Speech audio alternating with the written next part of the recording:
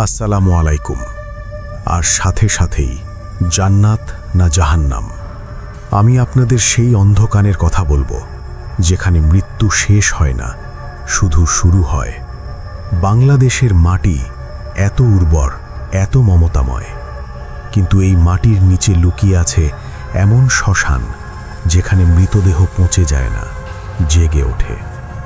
আজ আমি আপনাদের নিয়ে যাব 5টি এমন শ্মশান ঘাটে যেখানে মৃত্যু শুধু একটা দরজা, আর সেই দরজার পিছনে অপেক্ষা করে আছে তারা যারা মরে গেছে কিন্তু মরতে পারেনি।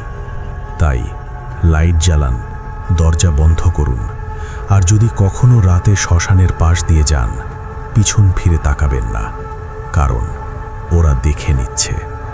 বাংলাদেশের 5টি ভুতুরে শ্মশান ঘাট। 1. চর মোহনা, যেখানে মৃতরা জলে ভাসে। বরিশালের গভীরে মেঘনা নদীর এক অজানা চরে আছে এক শ্মশান ঘাট যার নাম কেউ বলে না। স্থানীয়রা শুধু বলে, ওই চরে মরা মানুষ কবরে থাকে না, জলে ভাসে। 1987 সালের এক ভয়াবহ বন্যায় সেই চরে এক গোটা গ্রাম ডুবে গিয়েছিল, কিন্তু মৃতদেহগুলো কোথাও পাওয়া যায়নি। শুধু এক রাতে এক মাছ ধরার নৌকায় চড়ে থাকা মাঝি দেখে জলের নিচ থেকে হাজারো হাত উঠে আসছে, আর প্রতিটি হাতে আটকে আছে একটা করে নকশি কাঁথা, যেগুলো মৃত মায়েরা তাদের শিশুদের জন্য সেলাই করে রেখে গেছিল। সেই থেকে প্রতি পূর্ণিমায় চর মোহনার শ্মশানে জল উপুড় হয়ে আসে, কবরগুলো খুলে যায়, আর ভিতর থেকে বেরিয়ে আসে ভিজে কাপড়ে মোড়া মৃতদেহ। চোখ নেই, কিন্তু মুখে হাসি। তারা নদীর ধারে দাঁড়িয়ে থাকে, আর যে কেউ সেখানে যায় তাকে ডাকে, আমার কাঁথাটা ফেরত দে। একবার এক তরুণ জেলে সেখানে গিয়েছিল মাছ ধরতে। রাত হয়ে গেলে সে দেখে জলে ভাসছে একটা ছোট্ট শিশু, মাথায় লাল ফিতা, হাতে একটা ভিজে কাঁথা। শিশুটা তাকে ডাকল, দাদা, আমার মা কই? জেলে তাড়াতাড়ি নৌকা ফিরালো, কিন্তু পরদিন সকালে তার নৌকার তলায় পাওয়া গেল একটা ভিজে নকশি কাঁথা, আর কাঁথার ভেতর থেকে বেরিয়ে এলো একটা ছোট্ট হাড়ের হাত। সেই জেলে আজও বেঁচে আছে, কিন্তু সে কখনো রাতে নৌকা ছাড়ে না। আর যদি কেউ তাকে জিজ্ঞেস করে চর মোহনার কথা, সে শুধু বলে, ওখানে মরা মানুষ জলে ভাসে না, ওরা জল টেনে আনে জীবিতদের। 2. রাজশাহীর পাহাড়ি শ্মশান ঘাট, যেখানে মাটি কাঁদে। রাজশাহীর পাহাড়ের পাদদেশে এক পুরনো শ্মশান ঘাট আছে যার নাম কাঁদানি শ্মশান। স্থানীয় লোকেরা বলে, এখানে মাটি রাতে কাঁদে। শুধু কাঁদে না, মাটি থেকে কান্নার শব্দ আসে, যেন কেউ মাটির নিচে জীবিত। 1943 সালে মহামন্তরে এই শ্মশানে হাজারো মানুষ মারা যায়, কিন্তু তখন কবর দেওয়ার মতো কেউ ছিল না। তাই মৃতদেহগুলো শুধু মাটি চাপা দেওয়া হয়েছিল, কোনো কফন ছাড়া, কোনো দোয়া ছাড়া। সেই থেকে এই শ্মশানের রাতে মাটি থেকে বেরিয়ে আসে এক অদ্ভুত শব্দ, পেট ভরে খাওয়া দাও, পেট ভরে খাওয়া দাও। 1 বছর আগে এক ছেলে সেখানে গিয়েছিল মোবাইলে ভিডিও তুলতে। সে রাত 12টায় লাইভ শুরু করে, দেখুন বন্ধুরা, আমি কাঁদানি শ্মশানে। কিন্তু হঠাৎ তার ক্যামেরায় দেখা গেল মাটি থেকে উঠে আসছে হাড় মাংসহীন হাত, আর মাটির ফাটল দিয়ে বেরিয়ে আসছে একটা মুখ, চোখ দুটো গর্ত, মুখ খোলা, আর ভিতরে শুধু কৃষ্ণ অন্ধকার। ছেলেটা চিৎকার করে উঠল, আমার পেট ভরে খাওয়া দাও। লাইভ অটোমেটিক বন্ধ হয়ে গেল। পরদিন তার মোবাইল পাওয়া গেল শ্মশানের মাঝখানে, স্ক্রিনে লেখা, খাবার দাও, নইলে আমি তোমাকে খাবো। আজও রাতে সেই শ্মশানে যারা যায় তারা শুনতে পায় মাটির নিচ থেকে আসা কান্না, আর একটা ক্ষুধার্ত গলার আওয়াজ, আমার পেট ভরে খাওয়া দাও। 3. সুন্দরবনের কালো শ্মশান, যেখানে ডাকিনী মায়েরা শিশু চুরি করে। সুন্দরবনের গভীরে, যেখানে টাইগার প্রজেক্টের বাউন্ডারি শেষ হয়, সেখানে এক শ্মশান ঘাট আছে যার নাম কালো শ্মশান। এখানে কবর নেই, শুধু গাছের নিচে মৃতদেহ রাখা হয় যাতে বাঘ ভাল্লুক খেয়ে ফেলে। কিন্তু স্থানীয় মাঝিরা বলে, এখানে মৃতদেহ খায় না বাঘ, খায় ডাকিনী মায়েরা।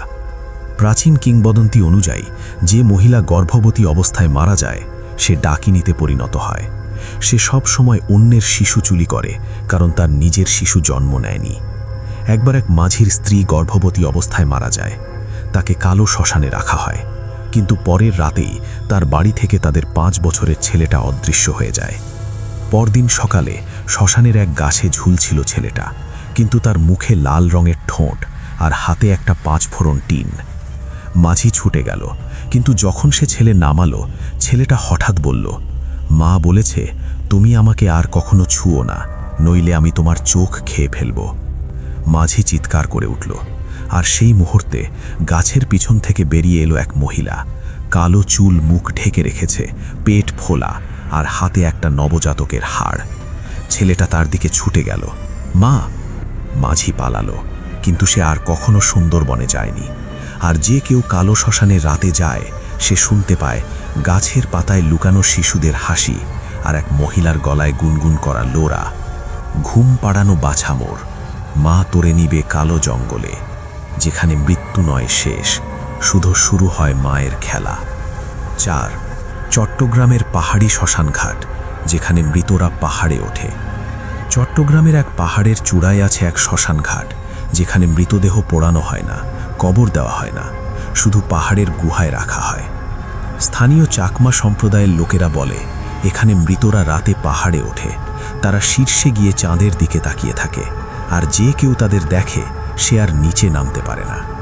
1998 সালে এক ট্রেকার সেখানে গিয়েছিল। সে রাতে ক্যাম্প করে। মাঝরাতে সে শুনল পাহাড়ের গুহা থেকে আসছে পায়ের শব্দ। সে বেরিয়ে এলো, দেখল পাহাড়ের ঢাল বেয়ে উঠছে হাজারো মানুষ, কিন্তু তাদের পা নেই। তারা শুধু ভাসছে, আর মুখে সবার একই চেহারা, চোখ বন্ধ, মুখ খোলা, আর গলা থেকে ঝুলছে একটা লাল সুতো। ট্রেকার লুকিয়ে রইল, কিন্তু একজন মৃত তাকে দেখে ফেলল। সে ট্রেকারের দিকে এগিয়ে এলো আর বলল, তুমি কেন এখানে? তুমি কি আমাদের সাথে যাবে? ট্রেকার দৌড় দিল, কিন্তু পাহাড়ের পথ হারিয়ে গেল। সে দেখল সে আবার গুহার সামনে। পরদিন তার ব্যাগ পাওয়া গেল পাহাড়ের শীর্ষে, ভিতরে একটা নোট। আমি এখন তাদের সাথে। আমি চাঁদ দেখি। আমি নামতে চাই না, কারণ নিচে মৃত্যু, উপরে অমরত্ব। আজও রাতে পাহাড়ের শীর্ষে যারা যায়, তারা দেখে চাঁদের নিচে দাঁড়ানো মৃতদেহগুলো, আর তাদের মাঝে একজন, যে ট্রেকার, এখনো হাতে ক্যামেরা, কিন্তু চোখ দুটো শুধু চাঁদের দিকে।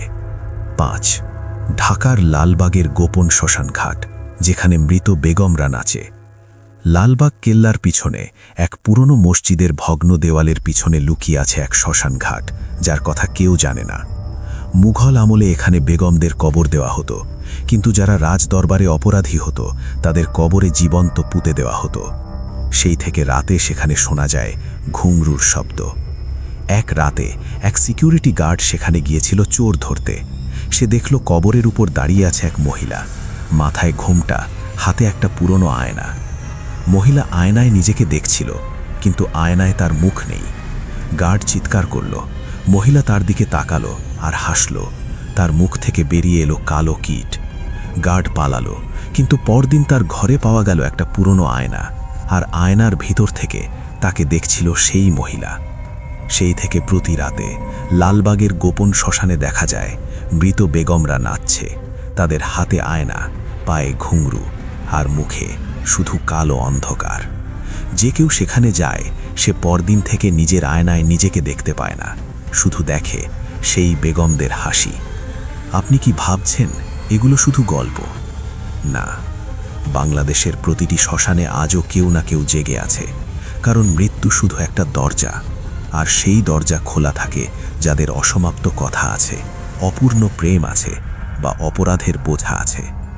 তাই যদি কখনো রাতে শ্মশানের পাশ দিয়ে যান, দৌড়ে যাবেন না, কথা বলবেন না, আর সবচেয়ে বড় কথা, পিছন ফিরে তাকাবেন না, কারণ ওরা আপনার নাম জানে। আসসালামু আলাইকুম, আর আল্লাহ হাফেজ।